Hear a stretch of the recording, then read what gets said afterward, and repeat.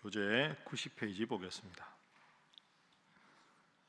31장에서 애굽은 레바논 백향목에 비유됩니다. 이 나무는 에덴의 나무보다도 아름다워 보였습니다. 애굽은 교만해졌으며 스스로 높아져서 하나님과 같이 되려고 하였습니다. 이로 인해 애굽은 하나님의 심판을 받게 될 것입니다. 32장에서 하나님께서는 에스겔에게 애굽을 위한 애가를 요청하십니다. 애굽이 패망한다는 소식은 주변국들까지 두려움에 떨게 만들었습니다. 하나님의 심판이 임할 때 이전의 모든 화려함과 영광은 수치로 변하고 말 것입니다. 오늘 이 31장, 32장도 애굽에 대한 하나님의 심판입니다. 31장은 백향목 나무, 그 백향목 나무는 키가 한 보통 24m 정도 됩니다. 그리고 수령이 1,000년 정도 됩니다. 그러니까 이 중동 지역에서 가장 좋은 나무 하면 백향목 나무. 백향목 나무 같았던 애굽도 결국 멸망할 것이다. 이게 이제 31장이고 32장은 큰 악어, 물에 사는 큰 악어와 같은 대단한 위용을 가졌던 애굽. 그러니까 백향목 같을 때도 있었고 큰 악어 같을 때도 있었지만 결국 하나님께서 이 애굽을 심판하신다. 그 내용이 오늘 본문입니다. 그럼 왜 하나님께서는 애굽을 향해서 심판을 하실까? 이 질문을 가지고 본문을 살펴보겠습니다. 자, 31장 2절 3절 보십시오. 31장 2절 3절 함께 읽어봅니다. 시작. 인자야, 너는 애굽의 바로 왕과 그 무리에게 이르기를 내 큰 위엄을 누구에게 비하랴? 볼지어다 아수르 사람은 가지가 아름답고 그늘은 숲의 그늘 같으며 키가 크고 꼭대기가 구름에 닿은 레바논 백향목이었느니라. 아멘. 2절에 보면 큰 위엄이라는 말이 나옵니다. 그러니까 애굽이 전성기 때 엄청난 위세를 자랑했다 하는 것이죠. 3절에 보면 아수르 사람은 이렇게 비유합니다. 아수르는 그 전에 멸망했던 아수르 제국을 말합니다. 그러니까 아수르 제국이 북이스라엘을 멸망시킬 정도로 한때 큰 제국이었는데 흔적 없이 사라져 버리거든요. 그런 것처럼 애굽도 크고 대단한 나라지만 아수르가 멸망당한 것처럼 아수르에 비유해서 말씀을 하십니다. 3절에 아수르 사람은 지금 애굽은 가지가 아름답고 그늘은 숲의 그늘 같고 키가 크고 꼭대기가 구름에 닿은 레바논 백향목이었느니라. 그 대단한 이 엄청났는데 4절, 5절, 6절, 7절, 8절, 9절까지 대단한 위용을 자랑합니다. 그러나 애굽은 결국 멸망하게 될 것이다. 왜 멸망했을까요? 우리가 본 대로 우상 숭배의 이유가 있고 오늘 31장에서 말하는 것은 자신의 기세가 하늘을 닿을 것처럼 대단한 기세였는데 그 모든 것이 하나님께서 주신 것이라는 것을 잊어버렸다는 거죠. 우리가 제일 자주 하는 표현으로 하면 교만입니다. 교만. 하나님께서 애굽에 나일강을 주시고 하나님께서 애굽의 위용을 레바논의 백향목같이 만들어 주셨는데 그 모든 것이 하나님께서 주신 것이라는 것을 잊어버리고 내 힘으로 내 능력으로 나의 위용으로 모든 주변 나라를 굴복시키겠다. 내가 대단하다. 이게 이제 오늘 본문의 핵심입니다. 그래서 여러분 오늘 읽어보셔서 아시겠지만 31장, 32장에 유독 많이 나오는 표현이 하나 있습니다. 그 표현이 구덩이라는 표현입니다. 구덩이. 자, 예를 들어서 16절 보십시오. 31장 16절. 자, 함께 읽어봅니다. 시작. 내가 그를 구덩이에 내려가는 자와 함께 스월에 떨어뜨리던 때 백성들이 그 떨어뜨리는 소리로 말미암아 진동하게 하였고 물을 마시는 에덴의 모든 나무 곧 레바논에 뛰어나고 아름다운 나무들이 지하에서 위로를 받게 하였느니라. 아멘. 내가 그를 구덩이에 내려가는 자와 함께 스월에 떨어뜨린다. 구덩이는 이렇게 아래로 움푹 파진 거 아닙니까? 그러면 레바논의 백향목은 키가 24m고 가지가 하늘에 닿을 것처럼 쭉쭉 뻗은 나무는 교만을 상징하고 그 교만한 너를 꺾어서 구덩이에 내려가게 할 것이다. 구덩이는 지면보다 아래쪽이니까 높다고 생각하는 너를 가장 낮은 곳으로 처하게 할 것이다. 그리고 16절에 스월에 떨어뜨리던 때 스월은 지옥을 말합니다. 스올이란 말이 음부거든요. 음부. 그러니까 스올, 게헨나, 지옥, 음부, 이것은 그 당시 사람들은 지옥이 저 땅 아래쪽에, 제일 아래쪽에 있다고 생각을 한 겁니다. 그러니까 레바논의 백향목처럼 가장 높다고 교만한 너를 가장 낮은 음부에 처하게 하겠다. 하나님 없는 능력의 교만함을 하나님께서 꾸짖고 있습니다.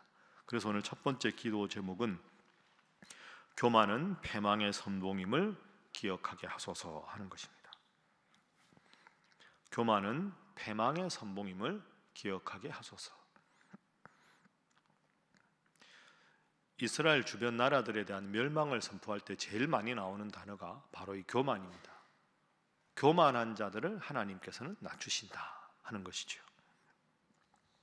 32장에는 같은 애굽의 심판을 큰 악으로 비유합니다. 32장도 한번 보십시오. 2절, 인자야 너는 애굽의 바로 왕에 대하여 슬픈 노래를 불러 그에게 이르라. 슬픈 노래가 한자로 뭡니까? 애가합니다. 예레미야 애가할 때, 그러니까 슬픈 노래는 그 나라가 멸망당할 것이다, 하나님의 심판 아래에 있기 때문에 슬픈 노래를 지어 부르라. 너를 여러 나라에서 사자로 생각하였더니 실상은 바다 가운데 큰 악어라. 큰 악어로 애굽을 비유합니다. 강에서 튀어 일어나 발로 물을 휘저 그 강을 더럽혔도다. 강에 있는 큰 악어는 누가 대항을 할 수가 없습니다. 악어가 큰 강에 있으면 제일 무서운 존재 아닙니까? 그런데 하나님 보십시오. 자, 3절 4절 함께 읽어봅니다. 시작. 주 여호와께서 이같이 말씀하셨느니라. 내가 많은 백성의 무리를 거느리고 내 그물을 내 위에 치고 그 그물로 너를 끌어오리로다. 내가 너를 뭇해버리며 들에 던져 공중의 새들이 내 위에 앉게 할 것이며 온 땅의 짐승이 너를 먹어 배부르게 하리로다. 아멘.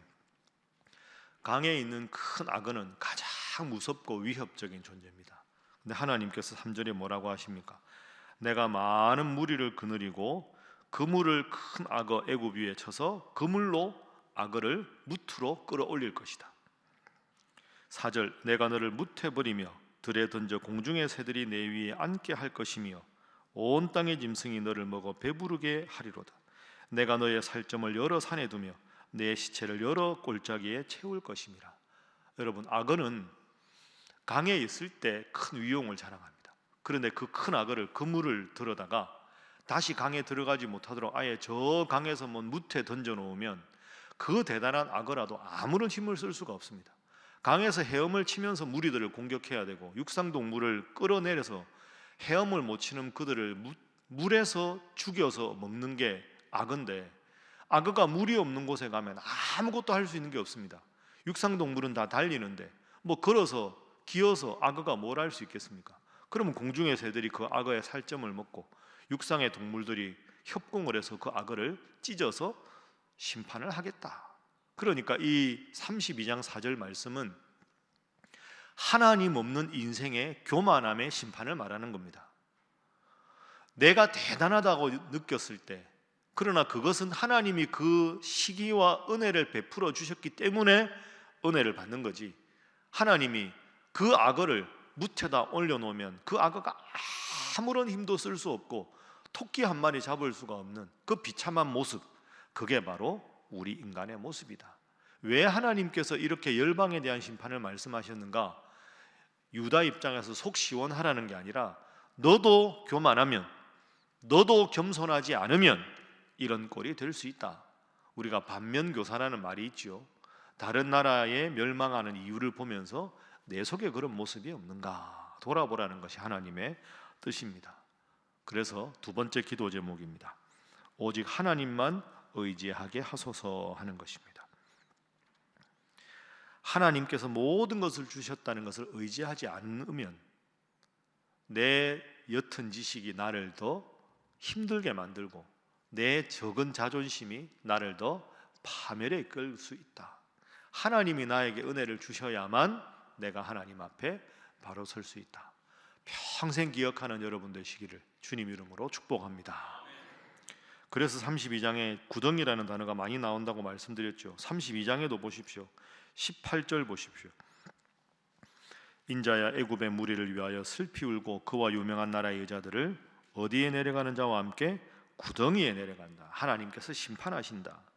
23절에도 그 무덤이 구덩이 깊은 곳에 만들어졌다.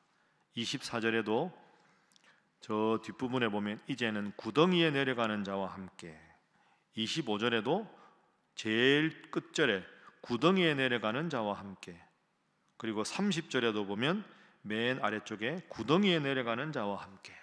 그러니까 하나님을 의지해서 하나님이 높여주시는 거지, 하나님이 함께 한다는 은혜를 잊어버리면 하나님은 교만한 자를 저 낮은 곳에 처하게 하겠다.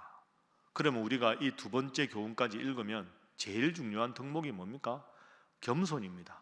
겸손해야 하나님의 은혜를 고백할 수 있고, 교만하면 하나님이 어김없이 내치신다 하는 것이 오늘의 본문의 교훈입니다. 여러분, 새벽기도 이렇게 열심히 나오시는 게 참 하나님 앞에 훌륭한 일입니다. 새벽기도 나오는 여러분들, 안 나오는 분이 아니라 못 나오는 분들도 있죠. 새벽에 차가 없거나 연세가 드셨거나. 그러나 새벽기도 영상으로 함께 하시거나 여러분 이렇게 하시는 가장 근본적인 여러분의 마음속의 동기가 뭘까요? 그 겸손입니다. 하나님 앞에 기도해야 하루를 살 수 있고 말씀 붙잡고 살아야 내 삶이 잘 되더라. 그 겸손한 마음이 없으면 새벽기도 못 나옵니다. 일에 바빠서 못 나오고 절에 바빠서 못 나오고. 그러니까 여러분 늘 겸손해야 하나님 앞에 나와서 예배드리는 일, 기도하는 일, 말씀 있는 일에 집중할 수 있는 겁니다. 새벽기도 나오는 여러분, 지금 여러분의 형편이 어렵고 힘들더라도 이렇게 겸손하면 하나님께서 여러분을 높이 들어서 잘 되게 해주실 줄로 믿습니다. 이 믿음과 이 신뢰와 자부심을 가져야 우리가 믿음 생활을 잘 할 수가 있게 되는 거죠. 우리 신일교회도 잘 될 줄로 믿습니다. 항상 하나님 말씀 열심히 읽고 말씀 묵상하고 그대로 살아가는 것, 그렇게 하지 않고 강에서 악어인 내가 최고다, 그 하나님께서 딱 무태 들어 버리시니까 아무런 힘도 못 쓰는 인간의 능력이 대단한 것 같아도 결코 그렇지 않습니다. 하나님께서 함께 하시면 도저히 불가능한 일도 하나님께서 단번에 이루어 주시고, 저 사람은 모든 것이 다 잘 되는 것 같아도 하나님께서 악어를 무태다가 던져버리시면 아무것도 못하는 것이 인간의 운명입니다. 겸손해서 하나님만 붙잡는 여러분 되시기를 주님 이름으로 축복합니다. 그렇게 보면 우리가 여러분 각자나 여러분의 가정이나 일터나 교회나 교계나 우리 나라나 이렇게 보면 오늘날 참 여러 가지로 슬픈 일이 많지 않습니까? 뭐 특별하게 누군가를 지칭하는 게 아니라 나라도 많이 힘들고 남북의 평화 통일을 위해서 기도하는데도 지금 남북 관계가 점점 더 경색돼 가고 있고, 뭐 외교를 봐도 한국 중국 관계, 한국 미국 관계, 우리나라 또 러시아, 일본, 중국, 미국 사이에 세계 강대국 사이에 있고, 외교, 정치, 경제, 우리 교계를 보아도 옛날에는 그래도 몇십 년 전까지만 해도 한기총이라고 한국 기독교 총연합회 아래 모든 일이 한국교회 교파를 막론해서 큰 위기가 있으면 함께 기도하고 이래야 되는데, 지금은 뭐 사안이 있을 때마다 기독교 안에서도 이렇게 생각하고 저렇게 생각하고, 연합 단체도 얼마나 많은지 뭐 연합이라고 하는 이름이 무색할 정도로 연합 안에서 이쪽 연합, 이쪽 연합, 참 이런 모습 보면 저도 목사지만 부끄러울 때가 있습니다. 총회가 든든히 서고 교계가 하나가 돼서 어려운 시대일수록 한 목소리로 한국교회를 하나님 보시기에 바로 세우고 한국 사회를 더 잘 섬기고 민족의 평화 통일을 위해서 노래하고 기도하고 이래야 되는데 건건이 지금 다 이렇게 분열되는 모습이 얼마나 안타까운가, 이런 생각을 많이 합니다. 그래서 세 번째 기도 제목입니다. 이 시대를 위해 애가를 부르며 기도하게 하소서 하는 것입니다. 이 시대를 위해 애가를 부르며 기도하게 하소서.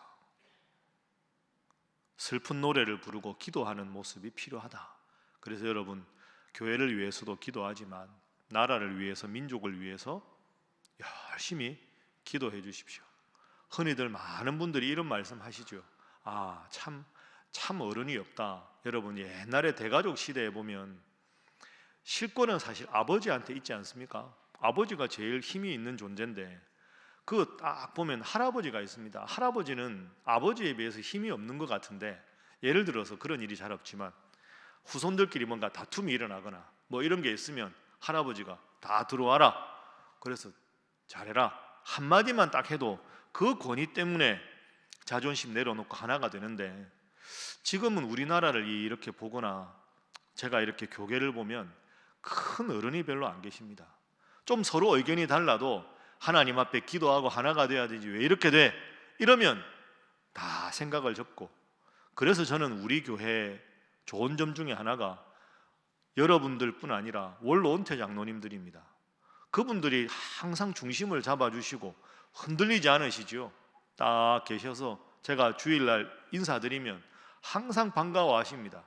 그분들이 딱 어르신들이 계시니까 교회가 가벼운 이슈에 흔들리지가 않는 거죠. 나라도 그렇고 교계도 그렇고 다 마찬가지입니다. 그래서 이 시대에 정말로 하나님만 바라보는 위대한 어른들이 나와서 그분들의 겸손의 모범을 보이고, 그래야 교회가 바로 서고 교계가 바로 서고 우리나라가 바로 서지 않겠습니까?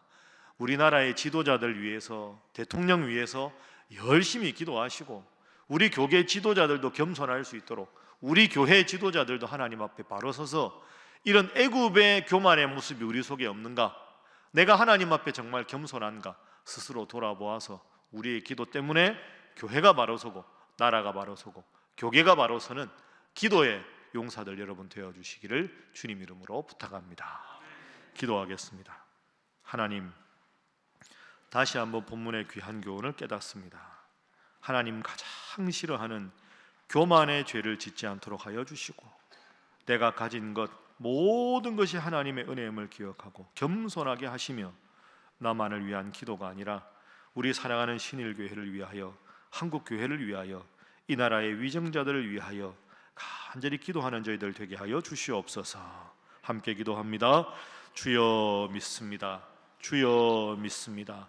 주여 믿습니다.